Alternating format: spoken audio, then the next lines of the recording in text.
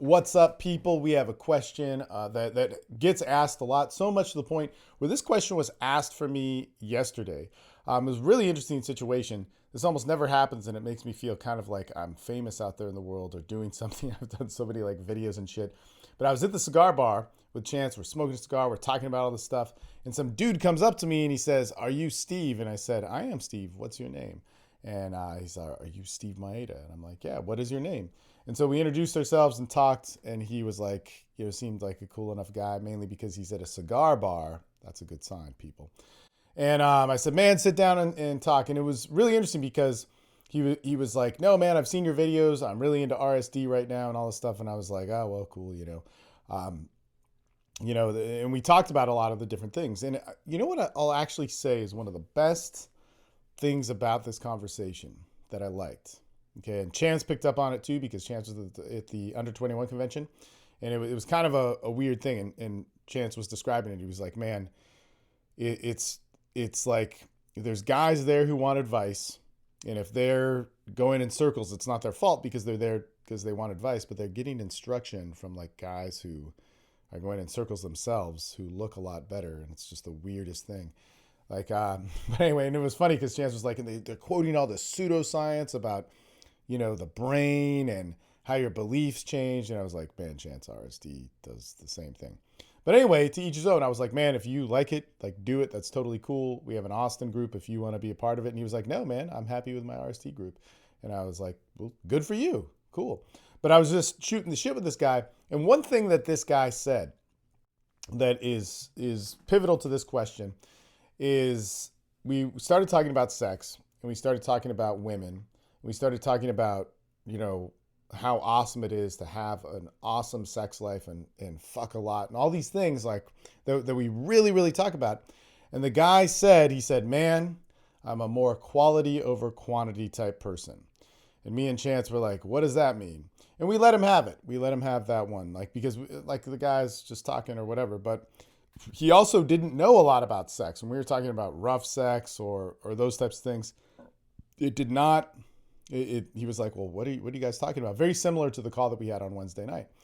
And so Chance and I then got into this discussion without like kind of harping on him too much because he's not in that capacity to ask or whatever, was that any guy that is good with women, that has sex with like the best chicks, the best sex, the hottest women, the like best experiences, the guys that tell those stories that really have that and know it, they fuck everybody.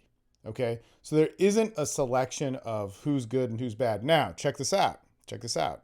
All right. That doesn't mean that if I see somebody on the street, I'm like, I have to fuck her, or I have to fuck somebody that I'm not attracted to, or I have to fuck somebody that, is repulsive to me or whatever.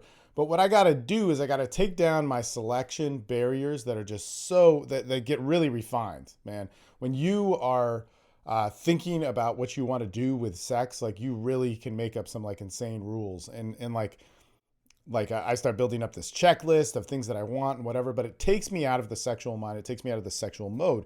And it also takes me out of all the things that come to life emotionally, all the great things about masculinity that come out when you're sexually active. And so when you're sexually active, man, like the whole world opens up. You know so much more and it just puts you more on the map. So you might be thinking, okay, Steve, I've been to the end zone a couple times. I've had a lot of sex. I want to be more selective. Then you need to start selecting from what your sexuality says. So for instance, this is what I think. Okay. And I'm not like an active player, but in the last couple of years, because let me just backtrack a little bit here. When I first started out in pickup in 2006, my friend Jason, he said, you don't have an option for your first 50 lays. If she wants to fuck you, fuck her. And I took that pretty literally for probably the first 10. And then it was like, I had options. As soon as I had exercised that enough, it was a very valuable lesson. It may sound like shit, but very, very valuable lesson, because as soon as I did that and started having sex and being really good at it and like being able to get it and have some control over it, which was pretty awesome, I stopped doing that and I started to choose. Then what happened was, for years, this is what I thought sex was. And sex is a part of this. These are all great things about sex. But for years, man, 2007, probably to like Well, 2007 was pretty rough and tumble, man. 2008 is really when it started to level out, and it wasn't until 2010 that I really got my head on my shoulders. But 2007, I had a lot of partners, man. It was like 40 partners, something like that. And then I did not just have sex with somebody and leave them. I had sex with them multiple times. Like my life was sex, right? And it continued to be. But in 2007, what I really thought sex was, and from what I remember, was this amazing, beautiful, like euphoric connection physically, this amazing, beautiful, euphoric connection emotionally. And then everything else was just kind of, there. All right. So I really enjoyed it. And I got to choose, right? And so what did I choose with? What did I choose with? And this is important when we get into the sexuality thing. What did I choose with? I chose with how I could feel most emotionally with this woman, how I could feel most physically with this woman. And I kind of negated these other things because sex and relationships engages all this other stuff. So check this out. Sex for me then was like if I could sense something emotional with somebody, I would continue.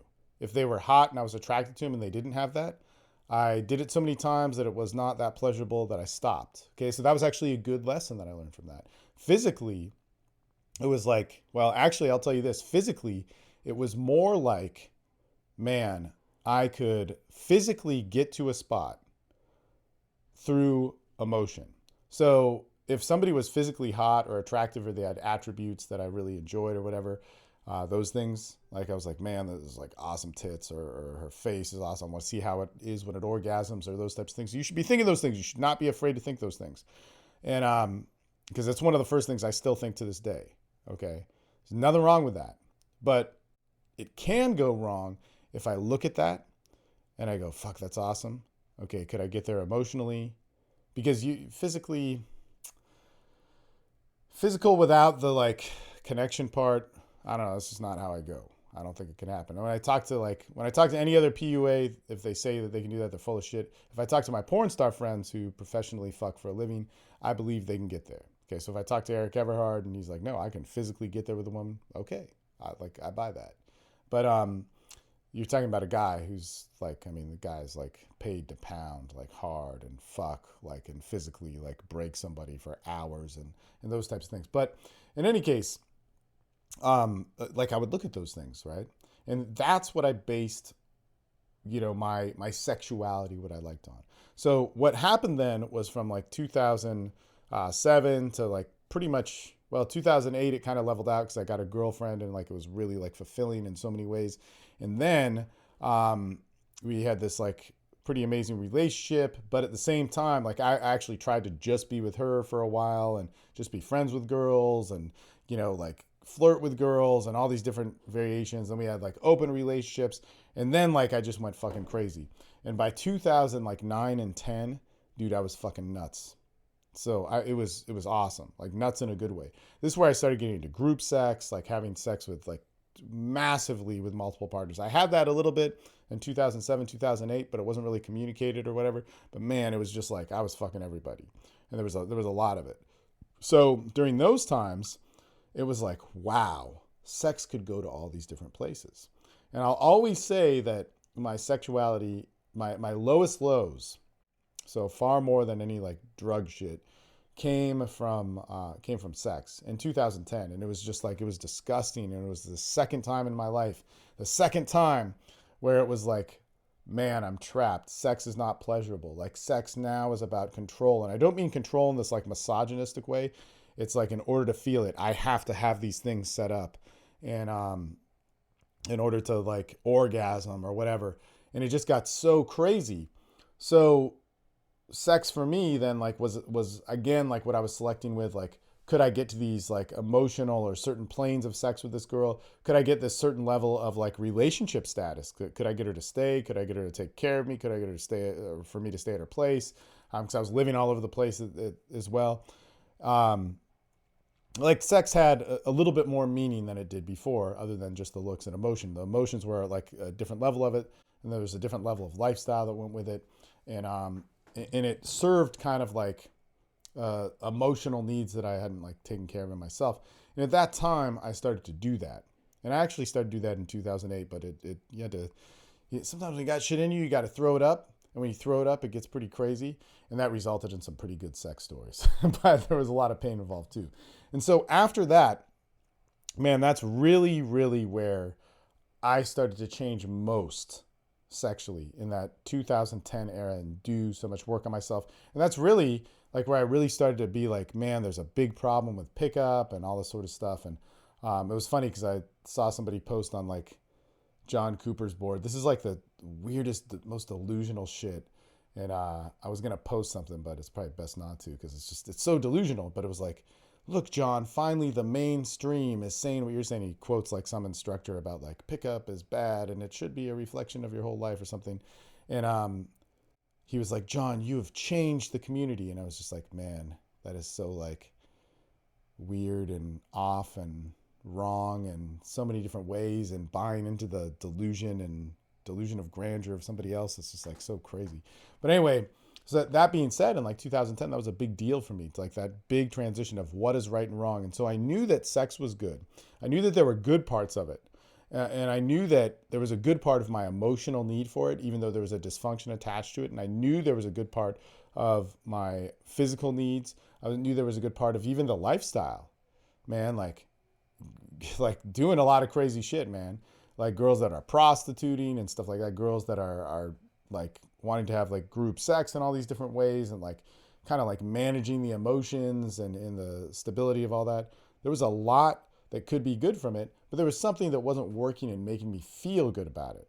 And so a lot of people there will shame sex. Okay. So they'll talk about it as bad, or this behavior is bad. I can't do it. Oh my God, I was like out looking for hookers the other night. I'm a terrible person. Or, oh my God, I was with this girl and she has a drug problem and I'm just not even helping her with that. And, or whatever the situations come about, right? Or, I'm having sex with these girls and, all this sort of shit. And the funny thing is, I heard this from a guy a couple months ago. And he was like, Steve, I'm in these open relationships with these girls and I got a coach. He has a coach on having polyamorous relationships. So I got a coach, and I got to tell you, man, so-and-so's mad at me, but I was honest with them all. And I was like, man, I mean, listen to your fucking coach, I guess, but I don't know any guy that's a player that has like multiple girlfriends that's honest with them all. And what I mean by that is not to be dishonest, but you don't fucking tell them everything. You don't tell them everything because it's like telling your employee the entire business that you have and everything that's going on. They don't need to hear it. Like it just adds confusion and tension. Like, do you show your employee that you work for how much money you make and how much more an hour you make than them? You don't make those points to them. Why would you?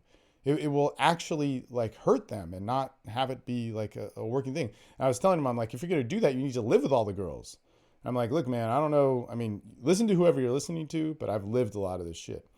All right. So all that sort of stuff. The reason why I said that was because in order for me to get to a point where I was really happy with my sexuality, I had to be willing to try everything. Now, that being said, you guys out there are not, I'm pretty crazy. And I've kind of proven that in this whole sexual social thing, I'm pretty crazy. I do more than most people.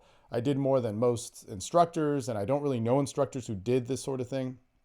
And not to even like cause a divide between me and them, even though I do that often. But it's just that I've like have this tenacity to do more, and I'm drawn to guys who do more. Like Chance, he will do more. He will do more. He will not stop, and he will keep going. And it's ridiculous, so much to the point where he'll hurt himself and hurt other people along with it. And I can relate with that.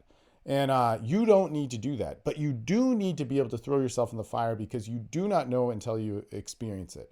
And it's very common. And this is like the real road of guys on TSL. You talk to somebody like the Jesus Tiger. This is what he does. He's a little bit crazy, but he doesn't push on that level of just extreme. And he'll level out. Jason Savage, another guy, would push. But Jesus Tiger, good example, because he pushes. As soon as it gets fucked up, he'll step back.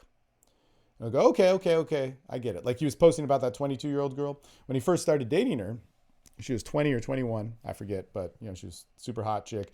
He met her at a coffee bar and had these had amazing sex with her. And at the time he was dating he's always dating multiple people, right?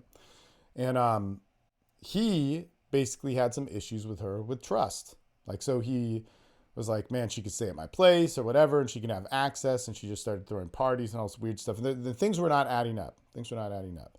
So at the time, when you're sticking your dick in a bunch of stuff, all this whole other world wakes up, right?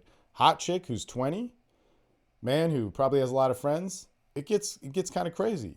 So what did he have to do? And what he did in that situation, if you don't know the full story, is he cut her out, and he cut her out hard.